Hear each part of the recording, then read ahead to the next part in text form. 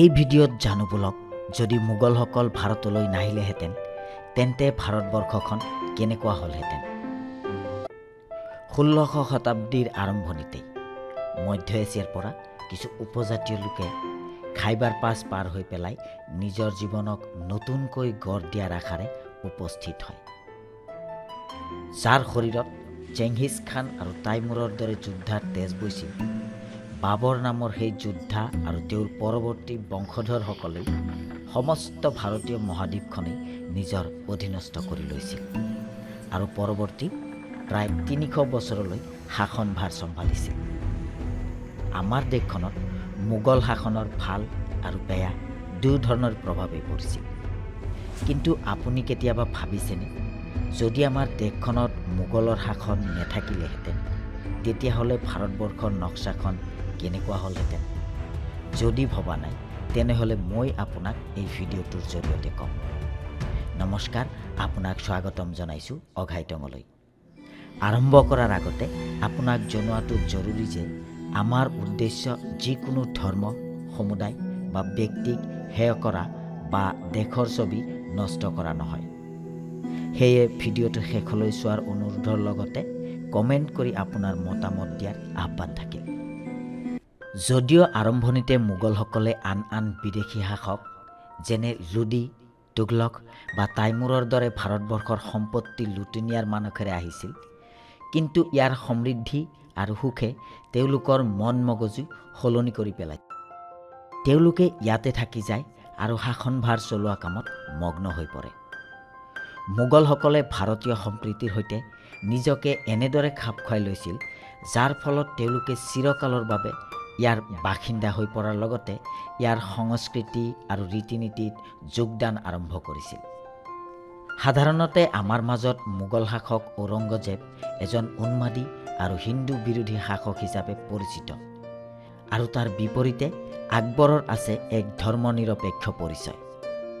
ইয়াৰ বাহিৰেও মোগলসকলৰ এনে কিছুমান বিন্দু আছে যাৰ বিষয়ে আপুনি জনাত প্ৰয়োজন আছে। মোগল শব্দটো ফাৰ্চী ভাষাৰ এটা শব্দ, যাৰ প্ৰয়োগ কৰা হৈছিল মংগোলীয়সকলক বুজাবলৈ। মংগোলীয়সকল মধ্য এছিয়াৰ এটি জনজাতি আছিল, যিসকলে আজিৰ মংগোলিয়া নামৰ দেশখনত বসবাস কৰে। ভাৰতলৈ অহা মোগলসকল চেংগিছ খান আৰু তাইমুৰৰ বংশধৰ আছিল। হিন্দুস্তানত 1526 খ্ৰীষ্টাব্দৰ পৰা আৰম্ভ কৰি 1760 চনলৈকে মোগলসকলৰ শাসনকাল আছিল। মোগল সাম্ৰাজ্যৰ অধীনত ভাৰতবৰ্ষৰ লগতে আজিৰ আফগানিস্তান আৰু পাকিস্তানৰ সমস্ত অঞ্চলো চামিল আছিল। 1526 চনত মুহম্মদ জহিৰুদ্দিন বাবৰে পানিপতৰ প্ৰথম যুদ্ধত ইব্ৰাহিম লোদীক হৰুৱাই দিল্লীত মোগল সাম্ৰাজ্য স্থাপন কৰিছিল, আৰু ইয়াৰ পিছত দিন বাগৰাৰ লগে লগে এই সাম্ৰাজ্য বিস্তাৰ হৈ গৈ আছিল। বাবৰৰ পিছত তেওঁৰ পুত্ৰ হুমায়ুন আৰু তাৰ পিছত আকবৰে সম্পূৰ্ণ ভাৰতবৰ্ষত নিজৰ শাসন অধিষ্ঠাপন কৰিছিল। শাসনৰ এই ধাৰা ঔৰংগজেবৰ সময়লৈকে বিদ্যমান আছিল। যি সময়ত ভাৰতত মোগল শাসনৰ আধাৰশিলা স্থাপন কৰা হৈছিল, সেই সময়ছোৱাত আমাৰ দেশখন বহু সৰু সৰু ৰাজ্যত বিভক্ত হৈ আছিল।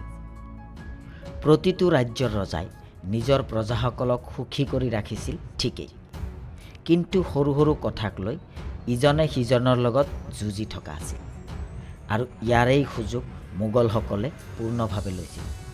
অৰ্থাৎ ক'ব পৰা যায় যে বিদেশীসকলে যি ভূখণ্ডক ভাৰতবৰ্ষ বুলি ভাবিছিল, বাস্তৱত সেয়া বহু ভাগত বিভক্ত হৈ আছিল, যাক মোগলসকলে একত্ৰিত কৰি পেলাই বৃহত্তৰ হিন্দুস্তান কৰি লৈছিল। এই হিন্দুস্তানৰ অৰ্থ আজি বহুতে ভুলকৈ ভবাৰ দৰে হিন্দুসকলৰ দেশ কেতিয়াও নাছিল। আচলতে পাৰ্চীসকলে সিন্ধু নদীক হিন্দু বুলি কৈছিল, আৰু এই নদীৰ ইপাৰে থকা ভূখণ্ডক হিন্দ বুলি অভিহিত কৰিছিল। ইয়াৰ পৰাই হিন্দুস্তানত উৎপত্তি।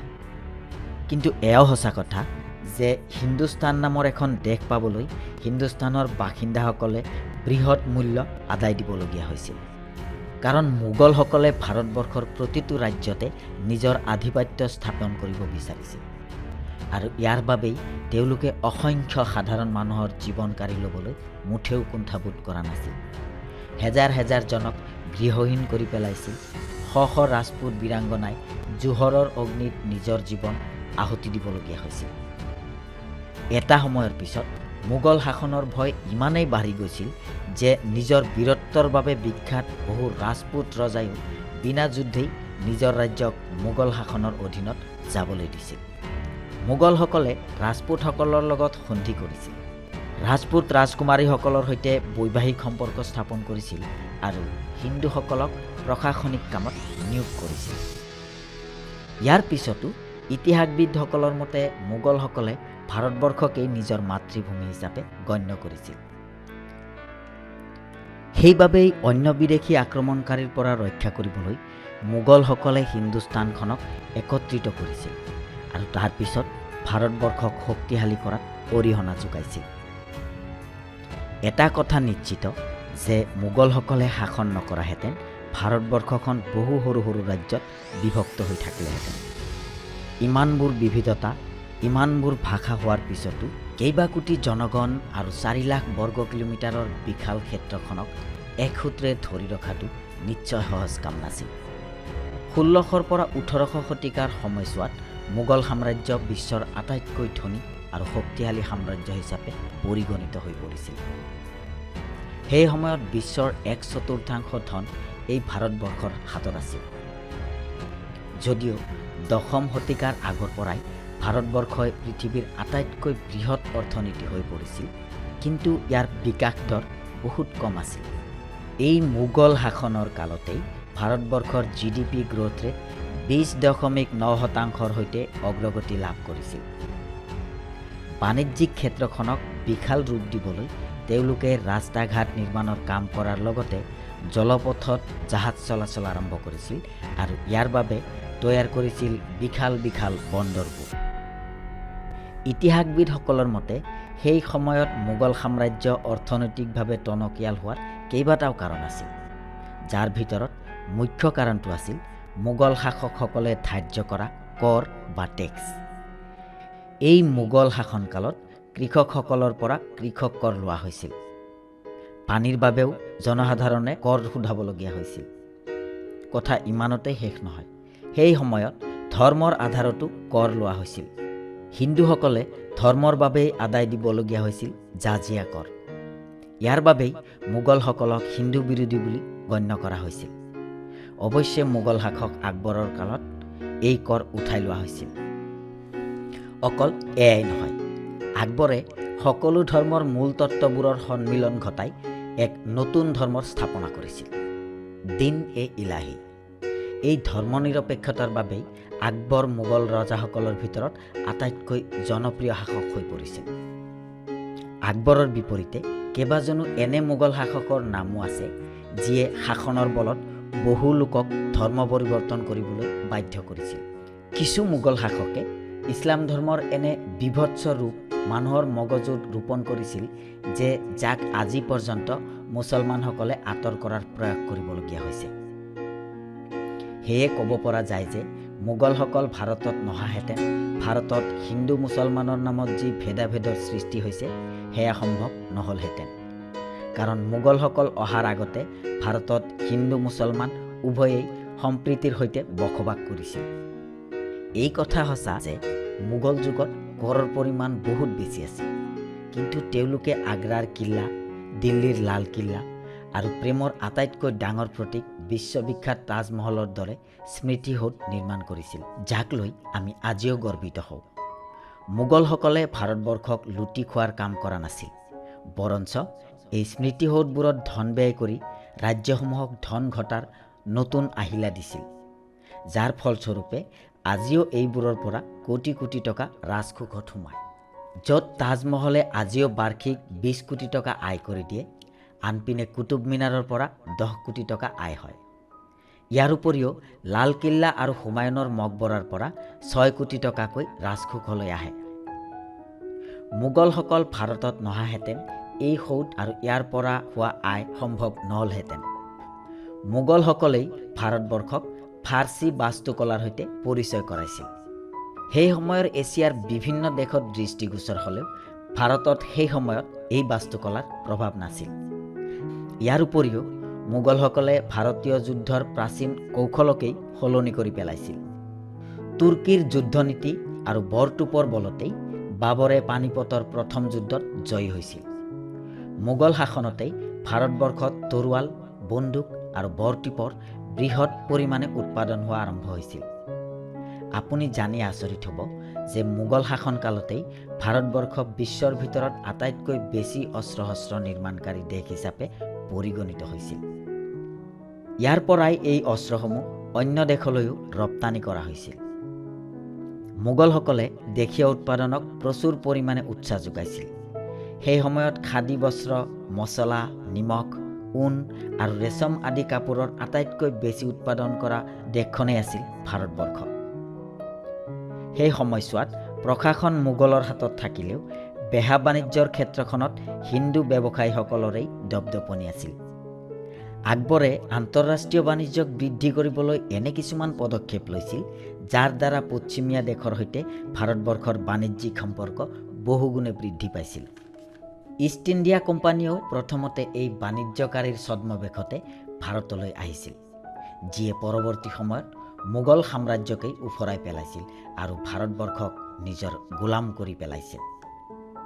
এই ক্ষেত্ৰত ক'ব পাৰি যে যদিহে মোগলসকল ব্যৱসায় কৰাৰ সুযোগ নিদিলেহেঁতেন, তেতিয়াহ'লে ইংৰাজসকলে ভাৰতত কুশাসন চলাবলৈ সক্ষম নহ'লহেঁতেন। কিন্তু যদি মোগলসকল আমাৰ দেশত নেথাকিলেহেঁতেন, তেতিয়াহ'লে আজিও আমাৰ দেশ ক্ষুদ্ৰ ক্ষুদ্ৰ বহু দেশত বিভক্ত হৈ থাকিলেহেঁতেন আৰু যাৰ ওপৰত শাসন কৰা বিদেশীসকলৰ বাবে আৰু অধিক সহজ হৈ পৰিলেহেঁতেন। ইংৰাজসকলে মোগলৰ দ্বাৰা স্থাপিত লঘু উদ্যোগখনক প্ৰায় নিক্ষেপ কৰি পেলাইছিল। যিকেইখন লঘু উদ্যোগ চলি আছিল সেইবোৰকো স্বাধীনতাৰ পৰৱৰ্তী কালত আমাৰ দেশৰ শাসকসকলেই নিক্ষেপ কৰি পেলাইছিল। ভাৰতৰ যি প্ৰাচীন ধন সম্পত্তিৰ আমি চৰ্চা কৰোঁ, তাক দিল্লীৰ মচনদত থকা বা তাৰ পিছত অহা মোগলে নহয়, বৰঞ্চ তাৰ পিছত অহা ইংৰাজসকলে লুটিপুটি নিক্ষেপ কৰাৰ কাম কৰিছিল আৰু ইংলেণ্ডলৈ পঠিয়াইছিল। 1700 চনত ইংৰাজসকল অহাৰ পূৰ্বে ভাৰতৰ অৰ্থব্যৱস্থা বিশ্বৰ 24% আছিল, যিয়ে 1952 চনত অৰ্থাৎ ইংৰাজসকলে ভাৰত ত্যাগ কৰাৰ পিছত মাত্ৰ 3.4% ৰৈ গৈছিল। যি তীব্ৰতাত ভাৰতবৰ্ষখনক ইংৰাজসকলে শোষণ কৰিছিল সেয়া গোটেই বিশ্বতেই অদ্বিতীয়। ইংৰাজে ভাৰতৰ অসংখ্য হীৰা মুকুতা, শিল্পকলা আদি লুটি নিছিল, যাক আজিও পশ্চিমীয়া দেশৰ বিভিন্ন মিউজিয়ামত দেখিবলৈ পোৱা যায়। ইয়াৰ মাজত কোহিনুৰ হীৰা আটাইতকৈ উল্লেখযোগ্য। ইংৰাজসকলে ভাৰতবৰ্ষত শাসন নকৰাহেঁতেন কি হ'লহেঁতেন? যদি এই বিষয়ত জানিব খোজে তেন্তে কমেণ্ট কৰি লিখক। পৰৱৰ্তী ভিডিঅ' এই বিষয়ৰ ওপৰতে বনোৱা হ'ব। য'ত মোগলসকলে ভাৰতবৰ্ষক আৰ্থিক ৰূপে টনকিয়াল কৰি তুলিছিল, একেদৰেই ভাৰতীয় সংস্কৃতিৰ ক্ষেত্ৰখনতো বিভিন্ন সালসলনি ঘটাইছিল। মোগলসকল ভাৰতলৈ অহাৰ আগতে ভাৰতৰ বেছিভাগ অঞ্চলত হিন্দু সংস্কৃতিৰ প্ৰচলন আছিল, কিন্তু পিছত এই সংস্কৃতি আৰু অধিক বিবিধতাৰে ভৰি পৰিছিল। মোগলসকলে বিভিন্ন মোগলাই খাদ্য সম্ভাৰ যেনে বিৰিয়ানী, কিমা, কাবাব আৰু আখৰোট বাদাম আদিৰ দৰে ফলৰ সৈতে আমাৰ পৰিচয় কৰাইছিল, যাক আজিও আমি বৰ জুতিৰে খাওঁ। যদিও মোগলসকল বিদেশৰ পৰা আহিছিল, তথাপিও তেওঁলোকে ভাৰতীয় হৈ পেলাই ভাৰতৰ বাবে কাম কৰি চিৰকালৰ বাবে ভাৰতীয় হৈ পৰিছিল। মোগল শাসক আৰু ভাৰতীয়সকলৰ সুসম্পৰ্কৰ বাবে 1857 চনৰ চিপাহী বিদ্ৰোহৰ সময়ছোৱাত বিদ্ৰোহী চিপাহীয়ে বাহাদুৰ শ্বাহ জাফৰৰ দৰে এজন বৃদ্ধক নিজৰ সম্ৰাট হিচাপে বাছনি কৰিছিল।